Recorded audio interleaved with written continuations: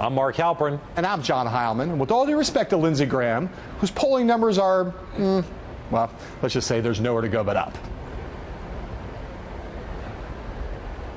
So am I supposed to say something?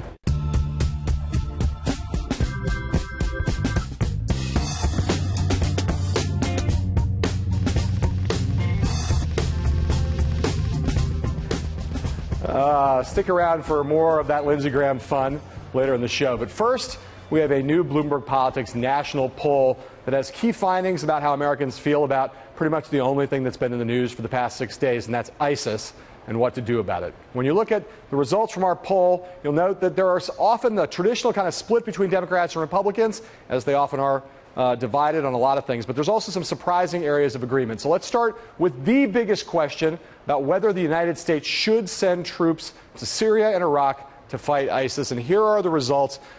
Pretty much the country is split right down the middle, 44% saying yes, 45% saying no. Now let's take a look at the partisan breakdown here, and you'll see, like our politics, when polarization is so much the driving feature, no. Democrats overwhelmingly say no.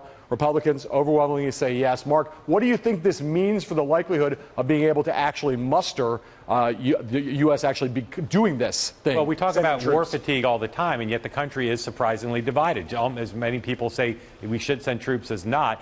The Republicans overwhelmingly support sending troops. You saw Jeb Bush today for the first time somewhat more aggressively saying, yes, there should be this coalition. The Republican Party is headed in that direction, but it is still a country divided. It is hard to imagine a country with split this evenly actually getting to the point where it sends troops into this conflict. And, of course, it's easy to say yes without the specifics. And part of what's holding back even some Republicans is no the numbers. Details. How many troops? How many? What's the mission? How does it work out? Right. But this number shows you why Republicans are headed towards that direction. One assumes though, I think, without taking any partisan point of view on this, that if you put actual numbers to this, the likely number that is going to change here is the yes number going down and the no number going up. All right, we also asked people in our poll, this is a national poll of adults, what they thought about the possibility of the United States forming a military coalition with Russia to fight ISIS. That's something that's been much debated, very much on the table now as the French and the Russians meet next week.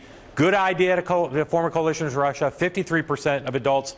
Bad idea, 35%. Now let's look at the partisan breakdown on this one, and you'll see defies the normal partisan pattern. Democrats, half of Democrats think it's a good idea. 60% of Republicans think it's a good idea. Why is there bipartisan unity on this? Well, first, let's note how odd this is, right? Odd enough that our pollster, Ann Selzer, on the phone today said when you get a result like this, you go back and recheck the numbers because there are so few things in American life where you get more than 50% of Democrats and Republicans agreeing on anything. It's super surprising in the context of the role Vladimir Putin has come to play as a giant bogeyman on the world stage. The fact that we are now looking, that people now, a majority of people on both parties feel as though we should work with him. Very surprising. I think it tells you exactly how fearful people are of ISIS, and they recognize that this is only going to be won with everyone in the coalition. So the overall result is surprising, but then again, the fact that parties agree on it is also surprising. And it's certainly, to the extent public opinion drives policy, you'll now see perhaps more public discussion of what's been going on behind the scenes, which is a lot of U.S.-Russian dialogue. Yes. And now French and Russian dialogue about how to deal with ISIS on the ground. It's just a reality of the theater we're in.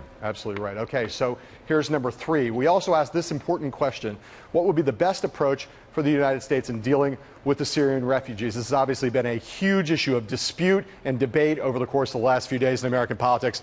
This may be the most news-making finding in the poll. 53% overall say do not accept any more Syrian refugees, at least for the time being.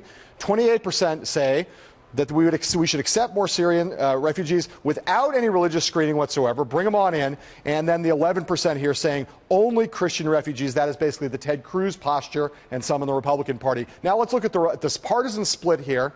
And now we're back to the more kind of traditional partisan split. 69% of Republicans, that's the big number up here, saying no more refugees. Only a third of Democrats have that posture, although even on the accept without religious screening, you don't even have 50% of Democrats saying yes on that. So this gives you a sense of the weakness of the case right now for more Syrian refugees. You wonder why Republican politicians, including our guest later in the show, Lindsey Graham, who used to support passionately and emotionally bringing in refugees, are saying at a minimum a halt on bringing them in. Let's evaluate. 70% of Republicans say don't accept any. You've got a number that high. No surprise. You've got all these Republican governors and some Democrats driven by this, and also by the overall mood of the country saying, right now we need at least a pause and maybe a ban. But I mentioned the Ted Cruz point earlier, and I still think it's quite striking. this is the size of the electorate that Ted Cruz is appealing to by seeking a federal ban, whether there's any chance of that ever happening or not, probably not, but as a political maneuver, putting forward a bill saying, let's ban all Syrian refugees except for Christians. That's how small, even though in the Republican Party, that's how small the support is for that position. He may not be playing a winning hand there. All right, another number to look at, and your evaluation of this is going to depend on if you're a half glass full or half empty kind of person. We asked Americans for their view on Islam and whether it's inherently violent or inherently peaceful religion. 28%, close to a third of Americans said inherently violent. Not all that great a number, but given the atmosphere we've been in, the fact that 64% say inherently peaceful, I actually think that's relatively surprisingly good. Look at the partisan breakdown. You may or may not be surprised by this. The 3/4 of Democrats say it's inherently peaceful. 60%, 61% of Republicans say it's inherently peaceful. The fact that the gap there is not overwhelming, I'd consider to be somewhat encouraging. We've seen past poll findings on this question where the gap's been bigger between the parties. Well, yes, and we've seen particularly past poll findings that had Republicans with this number being smaller. Maybe that's because I'm a glass half full guy. I find this rather, in this environment, I find this rather encouraging, and I especially find it encouraging again on the Republican side because there's been so much skepticism, so much Islamophobia, so much bashing of Islam and indiscriminate attacks on Muslims from a lot of conservative politicians. This is a large number of Republicans who say there's a problem within Islam, within a strain of Islam, but not inherent to the religion. I think that's encouraging for moving forward. All right.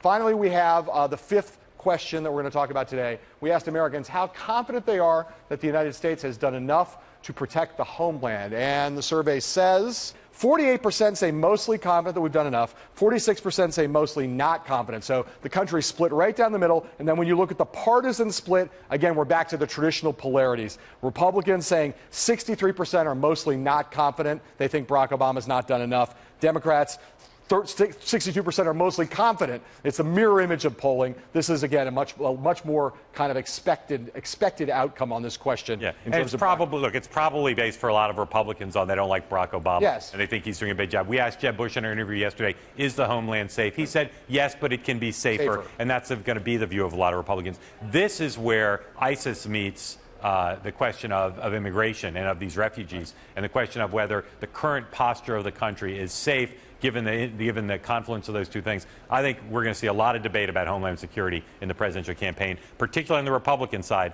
where a lot of people don't feel safe. And Donald Trump has talked about terrorists coming across the border in a way that I think has a lot of people riled up and focused on homeland security. Well, and where there's also been a big schism in the party in terms of surveillance, in terms of privacy, in terms of civil liberties. There are people like Rand Paul who have argued that there should be real reform in those areas. We're seeing this debate come out now in a really vivid way. I think you're going to see it come out in an even more vivid way as we go forward. You can read more about these poll results right now on BloombergPolitics.com. Our colleague Margaret Taleb has a piece up talking about and analyzing these results. And more from our poll going to be coming out tomorrow morning on BloombergPolitics.com. We'll talk about it on the show as well. Lots on the presidential race on both the Republicans and Democrats. When we come back, Senator Lindsey Graham and is President Obama creating problems for Democrats in talking about ISIS. Also, we'll talk about more news of the day in politics. All of that and more when we come back in 60 seconds.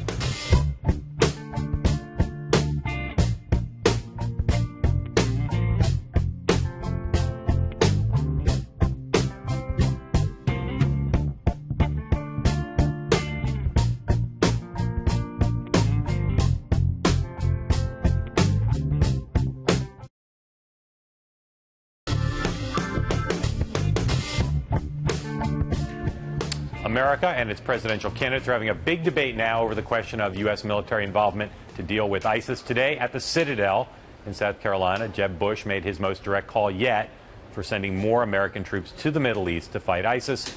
Obviously, he's not the only candidate who's taken that position.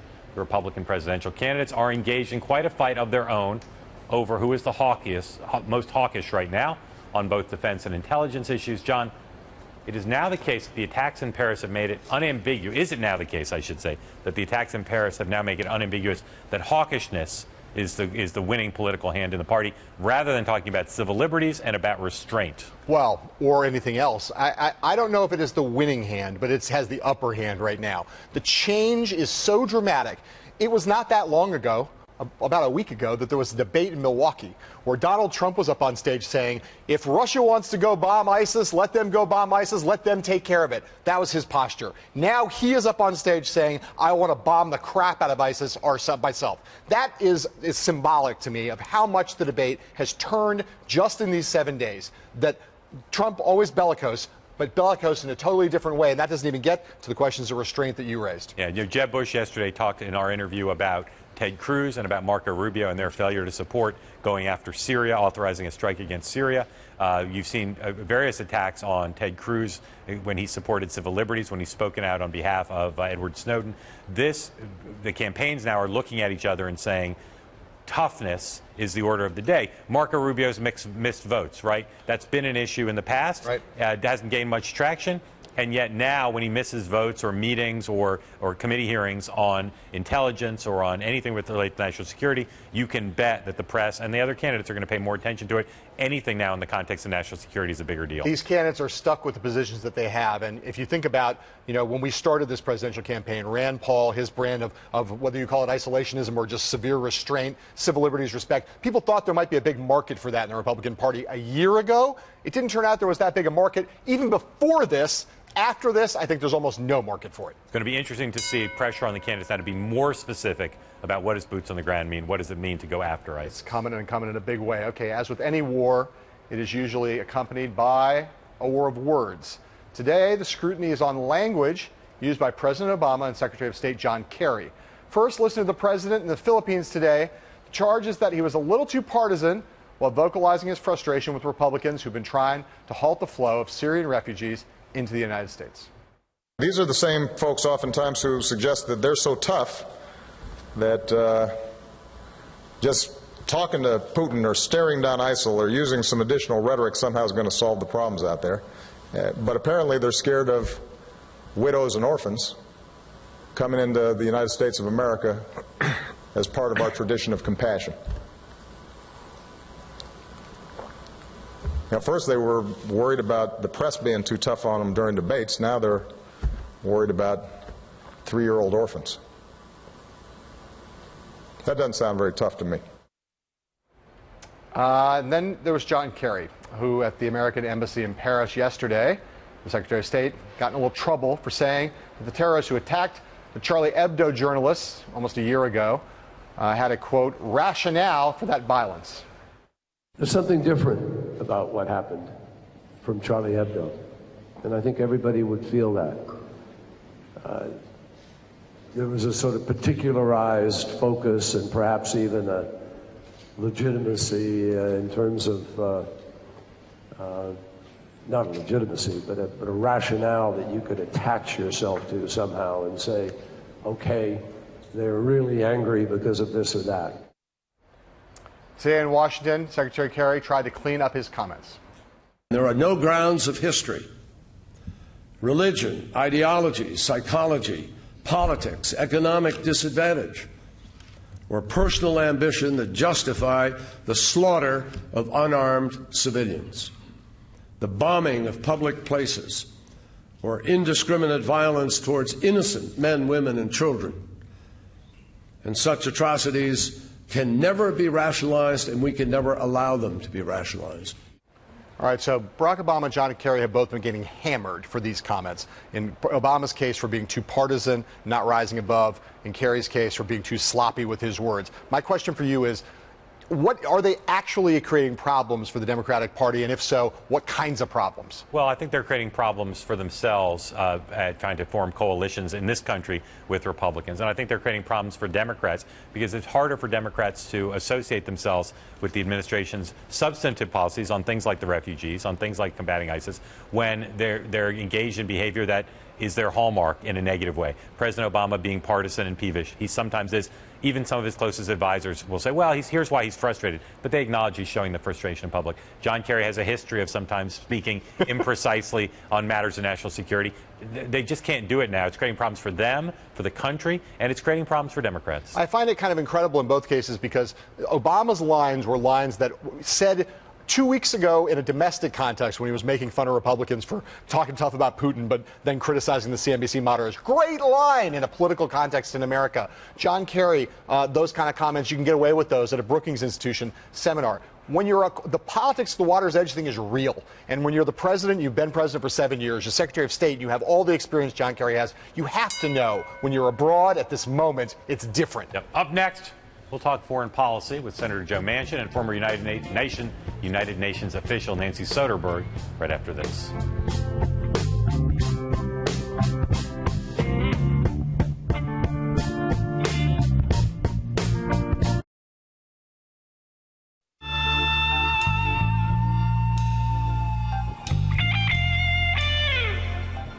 Our first guest tonight is two guests tonight. Nancy Soderberg, who's a scholar at the University of North Florida and was a United Nations official during the Clinton administration. She joins us from Boston. And from Washington, West Virginia, Senator Joe Manchin, who's a member of the Senate Armed Services Committee. Thank you both. Nancy, I want to start with you. We have a new Bloomberg poll, national poll out, asking Americans how they feel about the question of Syrian refugees coming into this country. We have 53% saying that the policy should be do not accept any more Syrian refugees. I believe you probably disagree with that posture. Please explain why. Well, first of all, we've only taken 1,500, so not taking any more means we're essentially not taking any. And I think that's a very short-sighted policy. Obviously, after Paris, people want to be reassured that we're going to fully screen these individuals. But anytime we try and close our borders, Americans suffer as well. It's a humanitarian issue. These are mostly women and children. Everyone will be tightly screened. It's already a 2-year process. But immigration is what keeps this country strong. We have to remember that the father of Steve Jobs was a refugee from Syria.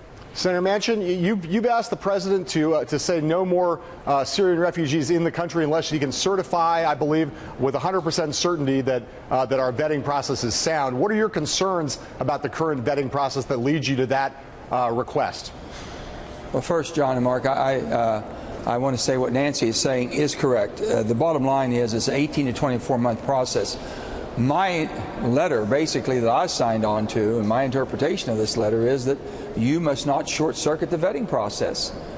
2 months ago, I sent a letter to the president saying, please, I know that you said that you're going to take 10,000 since all this migration is going on, but don't short-circuit the vetting process. That's what I'm saying here. Make 100% sure that we haven't short-circuited or missed something. That's all. Put the vetting process that's extensive and thorough. Make sure that everyone goes through this. If we don't have enough info on a human being, then err on the side of caution. Person can't come if we can't vet them. So don't short-circuit 100% of the vetting process. Ask you both the same question. Thank you for joining us. Senator, you first. Is the current policy of the coalition that's determined to defeat ISIS, led by the United States, on track to defeat ISIS? Oh, you know, Mark, I've said this before. I said, listen, in West Virginia, we understand the definition of insanity. Keep trying to do the same thing and expect a different outcome, and it won't happen. All the money and military might's not going to change that part of the world. I'm more encouraged by what happened this past week in Vienna with Secretary Kerry, the Russians, the Arab League, basically trying to move towards a coalition that changes, in orderly fashion, changes the regime of Assad, getting the rebels, making them part with the new leadership, then turning all their forces against ISIS. To me, that's going to be the solution. Putting thousands of troops in is not going to do the job. It might get temporary relief, but it doesn't do the job. Nancy, and we've seen this come out before. Nancy Soderberg, let me ask you this way. Some people talk about, as the senator just did, getting Assad out and then defeating ISIS. Some say defeat ISIS first and then get rid of Assad. Is there a correct order or not?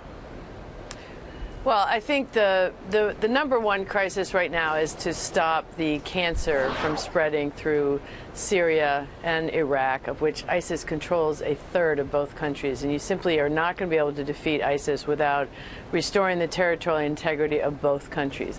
In Iraq, there is no more Iraq that's unified. It's split into Kurdistan. The Shias control Baghdad, and the Sunnis are actually welcoming ISIS because they'd rather have ISIS than the Shia militia led by Iran. So we have to, I think, look again at working to perhaps even put a few more troops into Iraq, but restoring the territorial integrity there, working with the Kurds and the others.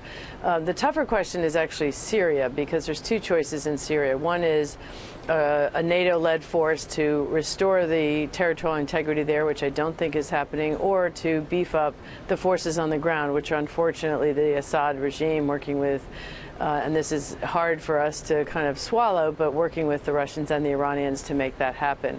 I don't think you can overthrow Assad and expect an undefined and yet unformed regime to take that over of forces. So I think it is a bit of a two-step process, and restore the territorial integrity.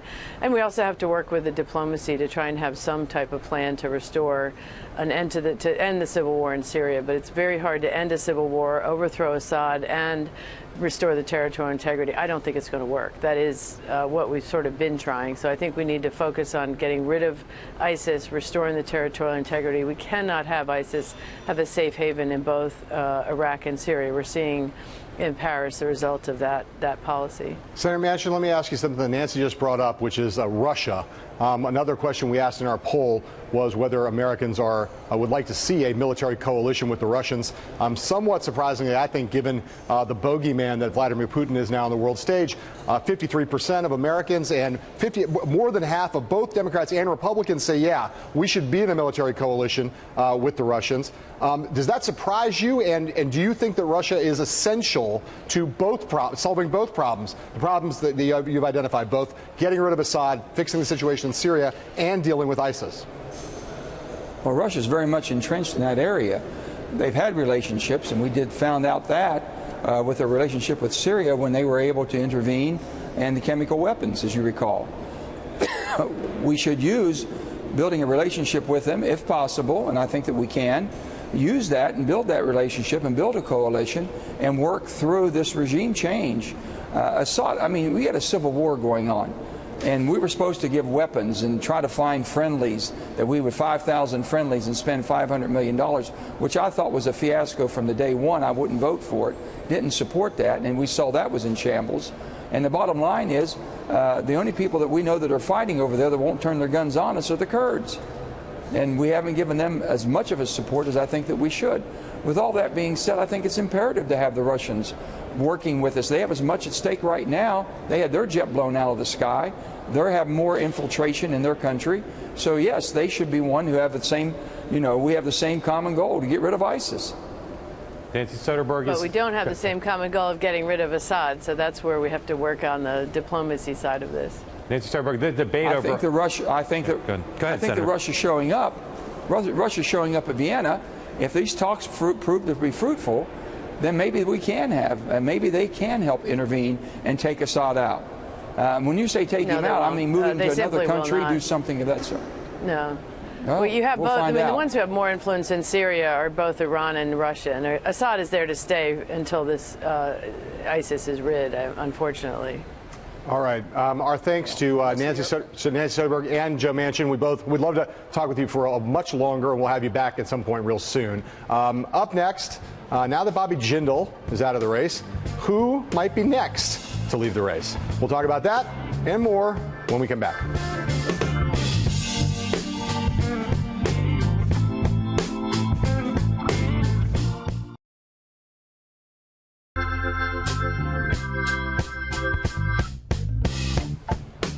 Here's a poll that's getting a lot of attention today. A new one from Quinnipiac University polling people in Colorado. It is a bit of an outlier compared to other polls we've seen. It has Dr. Ben Carson in first place with 25%, followed by Marco Rubio at second, and then Donald Trump in a position you don't normally see him in any poll, third place. Ted Cruz at 14. Don't even ask where Jeb Bush is in this poll. Then the general election matchup, Quinnipiac Utah in Colorado. Ben Carson leading by 14% over Hillary Clinton. She also runs behind other Republicans in Colorado, including Trump, Cruz, and Rubio. John, what, if anything, do these Colorado numbers mean? Well, the Colorado people will tell you it's Colorado. But as I said, Jeb Bush is in Utah. Look, Rick Santorum, you remember quite well, won in Colorado in the caucuses last time around. It's a very Christian, very evangelical Republican party there. And it looks like, on the basis of what our polling experts internally say, this poll in the general election numbers may have oversampled or undersampled Hispanics in the general election matchup. Republicans, as they look for signs that they can beat Hillary Clinton for all the disadvantages they have, they look to polls like this. There have been other state polls that have showed her losing. Yes. And I'll have to say, but not by that margin to Ben Carson. You and others forced me into becoming like the Carson spokesman at times. I have to say, he is showing strength. This poll may overstate his strength. Let's see what others show. But he is showing a lot of strength, enduring strength, and growing strength in a lot of places, including with Democrats. I would never force you to be a spokesman for anyone, Mark. Okay, if you're playing the with all due respect drinking game, which I usually am, it is time to pour one out for Bobby. Governor Jindal has quit the presidential race, saying it is, quote, not his time. He is the third Republican to bail, and although there are still more Republican candidates than there are members of Steppenwolf, Mark, who else might decide to depart, exeunt, before we get to the Iowa caucuses? I have been wrong. I didn't think anybody would get out of this race. And you got 50% of the vote by Trump, held by Trump and Carson in most places and nationally, and the assumption from a lot of people that neither will be the nominee. I thought everybody would hang around. Cut your budget, fire your staff, get people to work for free, and stick around and see what happens. But the fact that 3 guys who thought they'd have a good chance dropped out means to me that other people may get out. I think Mike Huckabee might consider getting out. Rick Santorum could. Rand Paul could. Lindsey Graham, our guest coming up, could. You know, there's possibilities. But I don't think any other major candidate of the top 7 are going to get out before Iowa. I agree with all of that, although I think a lot of people would have thought Rand Paul would be a major candidate. I think, you know, if Rand Paul was seriously studying his internal polling and looking at these numbers, if I were Rand Paul, I might seriously consider getting out. I think, you know, another person is obviously George Pataki, who we haven't mentioned, who might very well decide to get out. I'm interested in the mindsets of Santorum and Huckabee, both of whom are not performing well in the state that in Iowa, in the state that they respectively have won back in 2008 and 2012. I don't see much rationale for the two of them anymore, but I don't get any sense psychologically they're getting ready to get out. If you look at the polls and you talk to activists in Iowa, Jindal was actually getting more traction in Iowa. Yeah. And so his decision to get out perhaps leaves them a little bit of room. Maybe. A little bit of room. And both Santorum... They can claim his less than 1% of the vote. Both Santorum and Huckabee have learned how to run without very much money. But it's a fascinating thing to see folks drop out at this phase, because we're close enough now to Iowa. You would think that they'd stick it out. Despite my listing people who might get out, I still think, despite having been wrong, my gut says most of the people, maybe all the people still left, are going to stick it out. Like I said, I bet 2 more will be gone before the caucuses. I don't know who, but I'm betting 2 more. All right, a little equal time now. We haven't talked much about the Democrats this week for obvious reasons. The headlines have all been out of Paris and have impacted the Republican race more directly. But there's a lot going on somewhat beneath the surface in the Democratic race. Exhibit A, Senator Bernie Sanders has been going hard at Hillary Clinton, claiming she doesn't have a clear plan on paid family leave. Exhibit B, Clinton says Sanders wants to raise taxes on middle-class family. Exhibit C, the Sanders campaign has been countering, saying Clinton is trying to distract everyone from questions about her debate performance last weekend, including her comments about 9/11. Exhibit D, Sanders has been hitting Clinton on health care, saying that she doesn't want to do enough to extend coverage to people. And finally, tomorrow, both candidates have very big speeches. Clinton here in New York City is going to discuss how to combat ISIS. Sanders is giving a long-awaited speech at Georgetown University in Washington about democratic socialism. So, John, Clinton's way ahead in the polls. The conventional wisdom is she's kind of stabilized her lead and maybe is a lock. Does all of this week's activities from the debate forward add up to the notion that the democratic socialist now, Bernie Sanders, may be on the offense? No. I mean, yes, he's trying to get on offense, and there's no doubt that if it weren't for what happened in Paris, Hillary Clinton could be reeling around given her debate performance on Saturday night. The overwhelming macro factors now, I'm not saying because I think it's in the bag, but this Paris event, there's no way you can make an argument that it's better for Sanders than it is for Clinton. She tomorrow is going to give a speech on a subject of great strength for her. He tomorrow is going to be giving a speech on an area of great vulnerability for him. And even in the narrow tactical sense, I think she still has the whip hand in this race. There's a few debates between now and Iowa, and I think Sanders is just going to have to improve as much as he did from debate 1 to debate 2, from 2 to 3. And if he does, and if he can get the focus on things like college and health care and wages, it's a possibility. But you know how bad, I mean, on the issue of the day, he was terrible on Saturday night. He was. His performance on national security was horrible, and that's going to be dominating the debate for at least the next 2 weeks. But he's never going to be stronger than her in the voters' minds on national security. What he needs to do is improve his standing on things like going to change Washington, cares about people like you, has ideas for fixing the economy. On the crosstabs on most polls we've seen of late, he's not doing particularly well there. He's not going to beat her on national security. I'm not even sure how much he can diffuse that issue. But if he's going to be the nominee, he's going to have to win Iowa and New Hampshire probably, or defy expectations in those two places. You mentioned the crosstabs. She's way ahead of him on things like experience, national security, all that kind of stuff. Always will be. In the areas where he's ahead of her, though, he's not nearly as far ahead as he should be by all rights if this race were going. And as I say, I think the externalities now just play to her advantage really, really strongly. The press has over-fetishized this notion of Sanders must attack her to win. Yes, but the fact is, we've seen engagement this week that's been quite unusual. The Clinton campaign put out what we think is the first press release they put out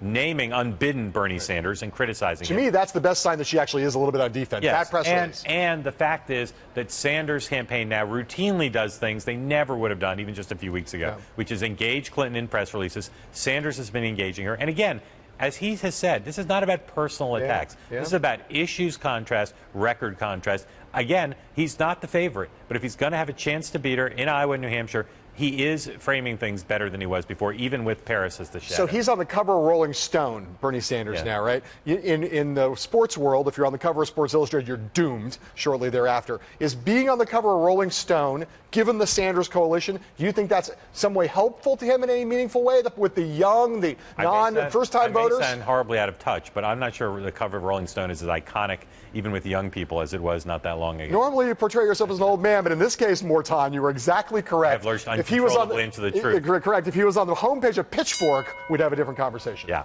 Pitchfork. Coming up, the guy from our cold open, Lindsey Graham, senator from South Carolina, is here to talk about his plan to defeat ISIS and a lot more after this word from our sponsors.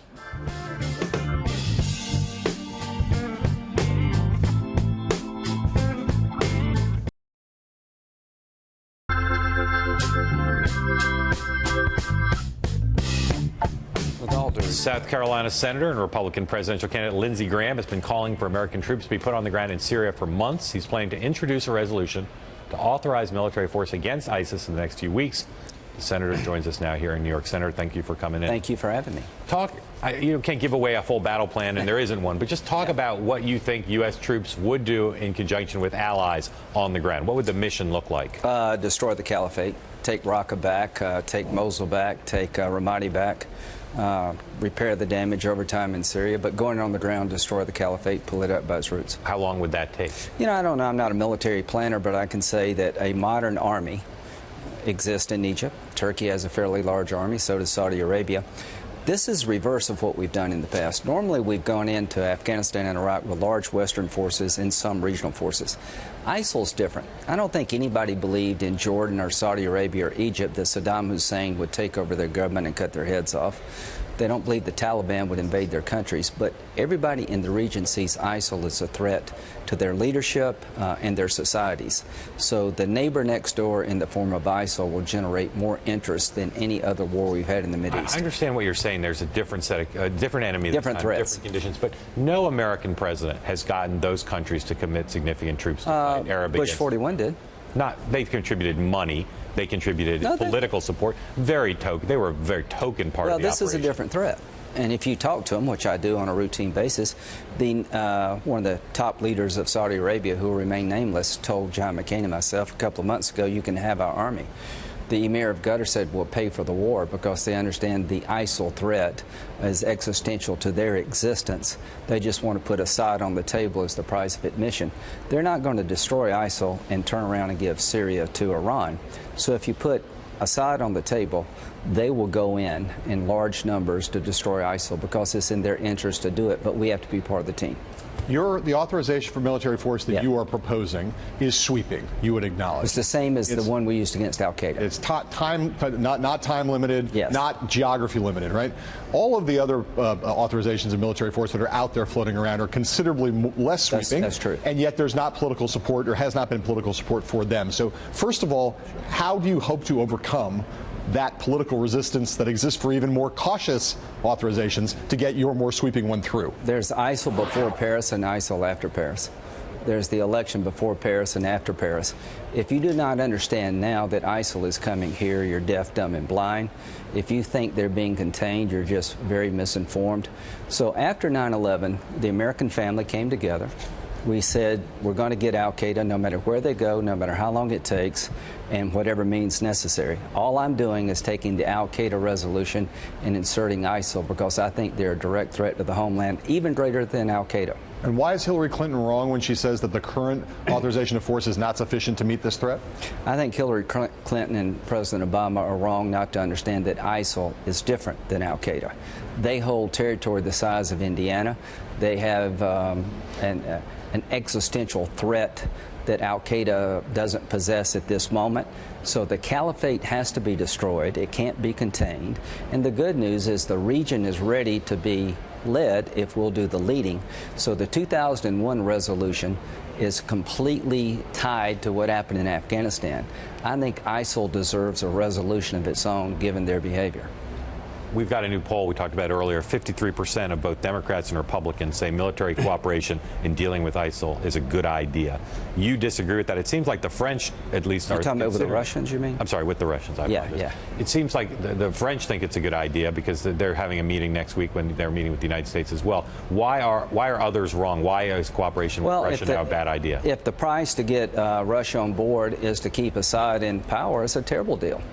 A good deal would be the world fighting ISIL, including the Russians, because they're a threat to mankind, not just to the region. They're a threat to everything. But can't you just beat ISIL first and then deal with Assad later? I would say that Germany, ISIL would be Germany, but to get the Russians involved, they're going to say this regime has to stay in power, and that's terrible for us. The region won't accept it. The Syrian people won't accept Assad as their leader. Defeat ISIS and then change the plan. You can't do that. Why not? What you've got to do is you've got to look at two things at once. There are two threats coming out of Syria. If the Iranians dominate yet another Arab capital, that's bad for us.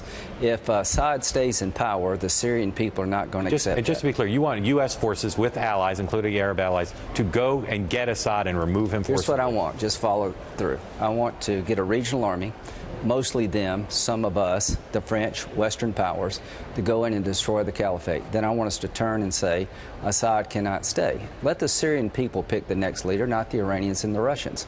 Now, here's what Russia and Iran would be looking at: the entire Arab world, Western powers, and Turkey. So what I want to do is neutralize Iranian influence in the region.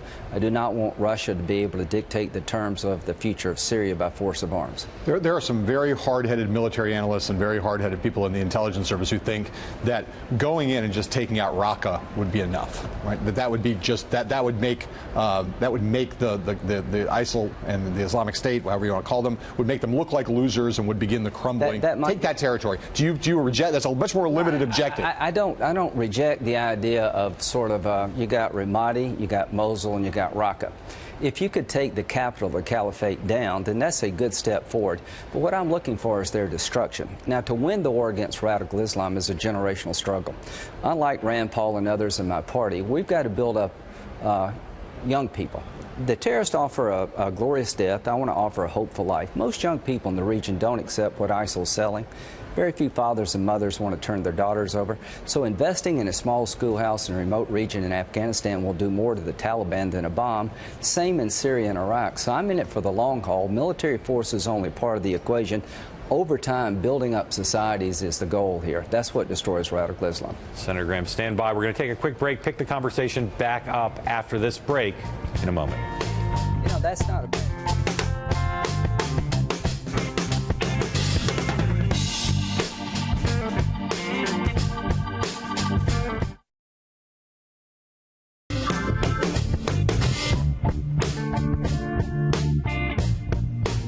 We are back with inveterate chatterbox, South Carolina Senator and Republican presidential candidate Lindsey Graham. No respect for the commercials or the bumpers. Yes, the man just keeps on chatting. I want to play a little bit of video and sound for you, something you said back in September related to refugees, and then we'll talk about the refugee situation. Absolutely. What should be the U.S. response to the refugee crisis? We should take our fair share. We are good people. Yes, I understand that among them can be terrorists. And we have to watch that. but the vast majority of little boys and little girls and good people who have been kicked out of their homes by the most radical movement since the Nazis. I don't see how we can lead the free world and turn our back on people who are seeking it. We should take the Statue of Liberty and tear it down. This is our response as a nation. Just tear it down, because we don't mean it anymore. Now, I know you say that there's a world before Paris and a world after Paris. That was the world before Paris. Nonetheless, you appreciated the seriousness of ISIS. So you have changed your mind now on refugees. You want to pause. Yeah, I want a timeout. So you want a timeout. So how is that not inconsistent with your view currently, not inconsistent with that view where you were not calling for a pause or a timeout? Paris. It's apparent that one of the terrorists apparently was able to slip into the refugee flow. You always worry about these things, but that's no reason to stop the process. What I want to do is a timeout so that we vet people well. Nobody benefits from letting a terrorist sneak into the refugee flow. I am not saying we'll never take any refugees, and what I am trying to tell my Republican friends, there are 20 ways to get into the country. Refugee status is just one. Most of the attackers were citizens of the country in question. I want to destroy ISIL. That's what makes it safe, not stopping refugees. Your friend and endorser, John McCain, came out very strongly yesterday saying that people like Ted Cruz, who are saying there should be a religious test, ban the Muslim refugees, accept the Christian refugees. Did he really say that? Ted Cruz said that. Yeah, it's a federal bill he wants to introduce. What kind of test do you give them? Do they got to serve? See, this is kind of an odd construct. Do most Americans really care if the woman raped and the child abused is Muslim or Christian? I don't think so. So this idea that we'll only take Christians is not what I am suggesting. Right. Let's have a timeout. Let's take people who are vetted regardless of their religion, but forget about taking refugees as much as destroying the reason they leave their country. How about a safe haven in Syria so they don't have to come here to begin with?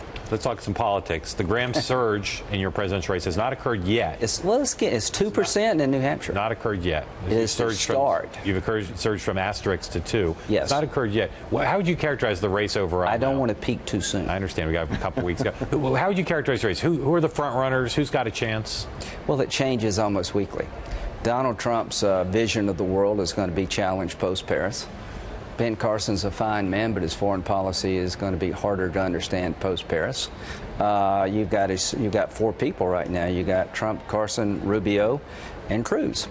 Then you got Jeb, and I'm down at the bottom. Here's what I think. After this attack, people are going to be looking for experience. Having experience will matter more, not less. In the year of the outsider, people are going to say, well, when it comes to commander-in-chief, do I want an outsider, somebody who's ready to take the job on day one? I think over time, I'm going to do well in New Hampshire because John McCain endorsed me last week.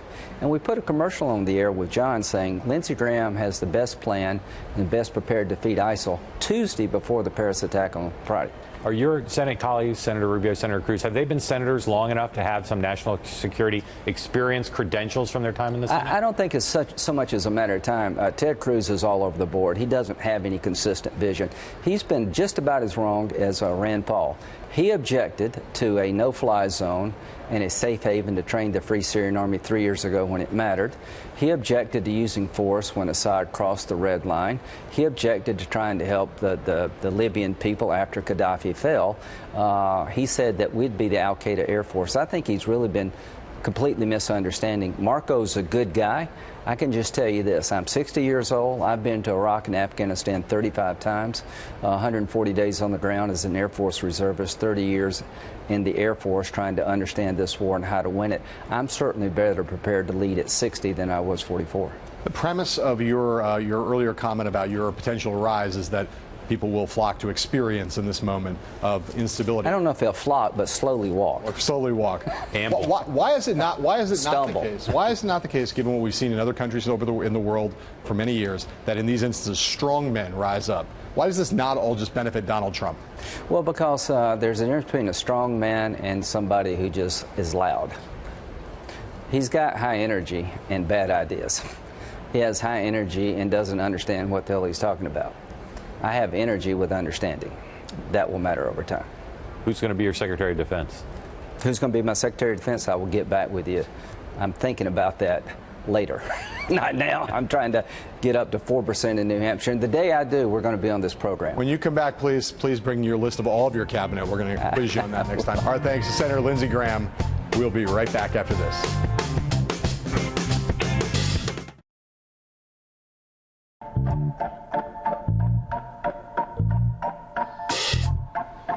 Don't forget, tomorrow we'll be rolling out the very next phase of our Bloomberg Politics national poll. We're going to have the Republican presidential horse race numbers. They'll be up on BloombergPolitics.com at 6 a.m. A lot of stories on the poll and analysis from our team of reporters, including stuff on a Donald Trump-Ben Carson comparison on issues you won't want to miss, and also how Marco Rubio matches up with Republican voters with Ted Cruz. Man, this poll is really hot.